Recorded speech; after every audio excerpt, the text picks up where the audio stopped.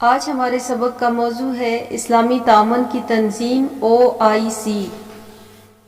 سب سے پہلے اس کے تاریخی پس منظر کا ذکر کرتے ہیں کہ اسلامی تعاون کی تنظیم OIC اقوام متحدہ کے بعد دوسری بڑی تنظیم ہے جس کی رکنیت 4 براعظموں کے پاس ہے۔ یہ تنظیم مسلم دنیا کی اجتماعی آواز ہے۔ یہ دنیا کے مختلف لوگوں کے درمیان بین الاقوامی امن اور ہم آہنگی کے فروغ دینے کے تحت مسلم دنیا کے مفادات کا تحفظ کرتی ہے۔ مسجد اقصی میں مجرمانہ آتش زدگی کے بعد مراکش کے دارالحکومت رباط میں تاریخی اجلاس ہوا جس میں OIC کی بنیاد رکھی گئی۔ 1970 میں اسلامک کانفرنس آف وزیر خارجہ کا پہلا اجلاس جدہ میں منعقد ہوا جس میں تنظیم کے سیکرٹری جنرل کے سربراہی میں جدہ میں سیکریٹریٹ قائم کرنے کا فیصلہ کیا گیا۔ OIC کے پہلے چارٹر 1972 میں ICFM کے اجلاس میں پیش کیا گیا۔ اس چارٹر میں OIC کے مقاصد، اصول اور رکن ممالک کے درمیان یکجہتی و تعاون کو مضبوط کرنے کے لیے بنیادی مقاصد بیان کیے گئے۔ پھر اگر اس کے رکن ممالک کی تعداد کی بات کریں تو پچھلی 40 سالوں میں OIC کے رکن ممالک کی تعداد 30 سے بڑھ کر 57 ہو گئی ہے۔ پھر OIC میں ترامیم کا فیصلہ۔ بعد میں دنیا میں رونما ہونے والے حالات و واقعات اور پیش رفتوں کے باعث چارٹر میں حالات کے تقاضوں کے مطابق ترامیم کا فیصلہ کیا گیا۔ چنانچہ 11ویں سربراہی کانفرنس میں موجودہ چارٹر کو منظور کیا گیا تاکہ OIC سے 21ویں صدی کے تقاضوں کے مطابق مستقبل میں اسلامی عمل کا ستون بن سکے۔ پھر OIC کے امت مسلمہ کو ایک متحد ادارہ بنانا۔ پوری دنیا کے 1.5 بلین مسلمانوں کی نمائندگی OIC کے اقوام متحدہ اور دیگر بین الاقوامی تنظیموں کے ساتھ مشاورتی اور تعاون پر مبنی تعلقات ہیں تاکہ مسلمانوں کے اہم مفادات کا تحفظ اور رکن ممالک کے درمیان تنازعات کے حل کے لیے کام کیا جا سکے۔ پھر مسلمانوں کے حقیقی اقتدار کا تحفظ کے لیے OIC نے مختلف اقدامات کیے اور مسلمانوں کے خلاف ہر قسم کے امتیازی سلوک کے خاتمے کی بھرپور وکالت کی۔ پھر OIC کو 21ویں صدی کا چیلنج کا سامنا۔ اس سے نمٹنے کے لیے مکہ مکرمہ کے اسلامی سربراہی کانفرنس کے تیسرے غیر معمولی اجلاس میں 10 سالہ پروگرام آف ایکشن کا بلیو پرنٹ مرتب کیا گیا جو 2015 کے آخر میں کامیابی کے ساتھ اختتام پر مکمل ہوا۔ OIC کا نئے پروگرام میں 2015-25 میں OIC کے چارٹر کے ساتھ مربوط ہے۔ اس میں غربت کا خاتمہ، ترجیحی شعبوں میں امن و سلامتی، انسداد دہشت گردی، غربت، سرمایہ کاری اور مالیاتی، خوراک کی حفاظت، سائنس، ٹیکنالوجی، موسمیاتی تبدیلی، اعتدال، ثقافت، بین المذہب ہم آہنگی، انسانی حقوق، خواتین کو بااختیار بنانا جیسے مسائل شامل ہیں۔ پھر OIC کے اہم اداروں میں اسلامی سربراہی کانفرنس۔ OIC میں سائنس، ٹیکنالوجی، معاشیت و تجارت اور اطلاعات و ثقافت سے متعلق 3 کمپنیاں بھی شامل ہیں۔ اس کے علاوہ ترقیاتی بینک، اسلامی تعلیمی، سائنس اور ثقافتی تنظیم جیسے خصوصی ادارے بھی شامل ہیں۔ ان کے علاوہ ایسے ادارے بھی ہیں جو OIC رکن ممالک کے درمیان مختلف شعبوں میں تعاون کو بڑھانے میں اہم کردار ادا کرتے ہیں۔ پھر اس کے علاوہ جنرل سیکریٹریٹ، اس کا قیام وزرائے خارجہ کی پہلی کانفرنس اسلامی کے ذریعے کیا گیا جو سعودی عرب کے شہر جدہ میں منعقد ہوئی تھی۔ یہ ایک سیکریٹری پر مشتمل ہوتی ہے جو تنظیم کا چیف ایڈمنسٹریٹو آفیسر ہوتے ہیں۔ اس کے ساتھ ایسا عملہ ہوتا ہے جس کی تنظیم کو سخت ضرورت ہوتی ہے۔ پھر اس کے بعد بات کرتے ہیں سیکریٹری جنرل کی۔ اس کا انتخاب وزرائے خارجہ کی کونسل کی 5 سال کی مدت کے لیے کی جاتی ہے۔ پھر سیکریٹری جنرل کی بہت ساری ذمہ داریاں ہوتی ہیں۔ اس کی نظر پوری دنیا پر گہری ہوتی ہے۔ تنظیم کے اداروں کو ان معاملات کی طرف توجہ دلاتا ہے جو تنظیم کو فائدہ یا نقصان دے سکتے ہیں۔ پھر اسلامی سربراہی اجلاسوں، وزرائے خارجہ کی کونسلوں اور دیگر وزارتی اجلاسوں کے فیصلوں، قراردادوں اور سفارشات کے نفاذ کو بروئے کار کرتا ہے۔ پھر تنظیم کے متعلقہ اداروں کے کام کو مربوط اور ہم آہنگ کرتا ہے۔ رکن ممالک کو ورکنگ اور پیپرز فراہم کرتا ہے، پروگرام اور جنرل سیکریٹریٹ کا بجٹ تیار کرتا ہے، رکن ممالک کے درمیان رابطے کو فروغ دینا، مشاورت و تبادلہ خیالات کے ساتھ ساتھ ایسے معلومات فراہم کرنا جو رکن ممالک کے لیے اہمیت کا حامل ہو۔ اس کی ذمہ داریاں بہت زیادہ ہوتی ہیں، جس کے لیے اس کے اسٹاف کو بھی متحد رہنا پڑتا ہے۔ پھر اسلامی سربراہی اجلاسوں یا وزرائے خارجہ کونسل کی طرف سے سپرد کردہ دیگر کاموں کا سرانجام دینا بھی اس کے ذمہ ہے، جیسے سالانہ رپورٹ وغیرہ۔ پھر تنظیم کے کاموں کے بارے میں وزرائے خارجہ کی کونسل کو سالانہ رپورٹ پیش کرنا۔ پھر پوائنٹ 3 پہ ہے اسلامی سربراہی کانفرنس۔ OIC میں سیاسی فیصلہ سازی کا اعلیٰ ترین ادارہ ہے۔ اسلامی سربراہی کانفرنس OIC کے رکن ممالک کے بادشاہوں، سربراہان مملکت اور حکومت پر مشتمل ہے۔ OIC میں یہ سیاسی فیصلہ سازی کا اعلیٰ ترین ادارہ ہے۔ اہداف کے حصول سے متعلقہ امور پر غور و فکر۔ اسلامی سربراہی کانفرنس پر 3 سالہ بعد اہداف کے حصول اور متعلقہ تمام امور پر غور و فکر کرنے، ضروری فیصلے کرنے، مشاورت کرنے اور رکن ممالک اور امت اسلامیہ کے دلچسپی کے موضوعات پر بات چیت کرنے کے لیے منعقد ہوتا ہے۔ پھر اس کے بعد اسلامی سربراہی کے جاری کردہ فیصلے کون کون سے ہوتے ہیں؟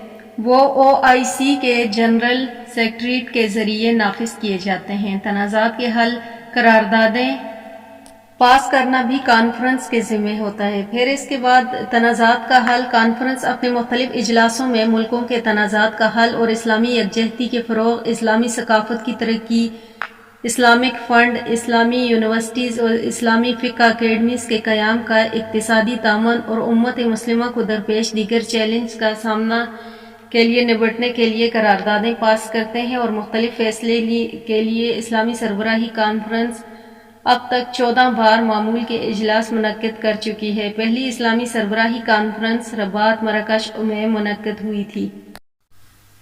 پھر اس کا پوائنٹ 4 ہے وزرائے خارجہ کونسل کا اجلاس۔ یہ اجلاس سال میں ایک بار منعقد ہوتا ہے۔ اس میں OIC کی عمومی پالیسی کو نافذ کرنے کا مطالبہ کیا جاتا ہے۔ اس کے ساتھ تنظیم کے اہداف اور عمومی پالیسی کو نافذ کرنے میں مشترکہ دلچسپی کے امور پر فیصلہ کرنے اور پیش رفت کا جائزہ لیتا ہے۔ OIC کا جنرل سیکریٹریٹ وزرائے خارجہ کی کونسل کے فیصلوں میں عمل درآمد کرتا ہے۔ مسئلہ فلسطین کے حل، اقتصادی و ثقافتی امور، سائنسی و ٹیکنالوجی اور عالم اسلام کو درپیش دیگر مسائل کے حل کے سلسلے میں اب تک وزرائے خارجہ کونسل کے 45 اجلاس ہو چکے ہیں۔ پھر اس کے بعد ہم OIC کے ذیلی اداروں کی بات کریں گے۔ یہ اہم پوائنٹ ہے۔ سب سے پہلا ہے شمارتی، اقتصادی، سماجی تحقیق، تربیتی مراکز برائے اسلامی ممالک۔ اس مرکز کا بنیادی مقصد شماریات، تحقیقی، تربیت اور ٹیکنالوجی تعاون کے شعبوں میں سرگرمیاں کر کے اسلامی تعاون تنظیم کے رکن ممالک کے درمیان سماجی اقتصادی تعاون اور ترقی کے عمل کی حمایت کرنا ہے۔ رکن ممالک کے لیے سماجی و اقتصادی اعداد و معلومات کو جمع کرنا اور پھیلانا ہے۔ رکن ممالک میں اقتصادی و سماجی ترقی کے وسائل پر تحقیق کرنا، رکن ممالک کی ضروریات کے مطابق منتخب شعبوں میں تربیتی پروگراموں کو منظم کرنا اور حمایت کرنا ہے۔ انتظامی اور تکنیکی عملے کی تربیت کرنا ہے۔ اس کا ہیڈ کوارٹر مرکز نقرہ، جمہوریہ ترکی میں واقع ہے۔ پھر اس کے بعد دوسرا ادارہ ہے تحقیقی مرکز برائے اسلامی تاریخ، فن و ثقافت۔ 1980 میں ثقافت اسلامی تعاون تنظیم OIC کے پہلے ذیلی ادارے کے طور پر اپنی سرگرمیاں شروع کی۔ اس کے قیام کی تجویز جمہوریہ ترکی نے استنبول میں منعقد کی۔ اس کے مقاصد ہیں اسکالرز، فنکاروں، اداروں، تنظیموں اور رکن ممالک کے اندر باہر کے دیگر جماعتوں کے لیے مرکزی نقطۂ نظر پر کام کرنا، اسلامی تہذیب کے مختلف پہلوؤں کو اجاگر کرنا، اسلام کے خلاف تعصبات کو ختم کرنا، اسلام کو واضح کرنا، مسلم ممالک کی اقوام کی تاریخ، فنون و علوم، ثقافتی ورثہ، اسلامی ثقافت کے فروغ کے لیے کتابیں، کتابیات، کیٹالاگ اور حوالہ جات کی اشاعت کرنا، رکن مطالعے کی حوصلہ افزائی کرنا، اسلامی ثقافت اور تہذیب کے شعبوں میں بین الاقوامی تعاون کو فروغ دینے کے لیے کانفرنسوں، اجلاس، نمائشوں اور دیگر ثقافتی تقاریب کا انعقاد کرنا۔ پھر مسلم اقوام اور کمیونٹیز کے درمیان ثقافتی یکجہتی کو مضبوط کرنا، اسلامی تہذیب کی کامیابیوں کے بارے میں عوام میں بیداری پیدا کرنے، ثقافتی، سائنس، فکری اور فنی زندگی کے ذرائع مصنوعات کا جائزہ لینا اور ریکارڈ مرتب کرنا اور ان کا مطالعہ کرنا شامل ہے۔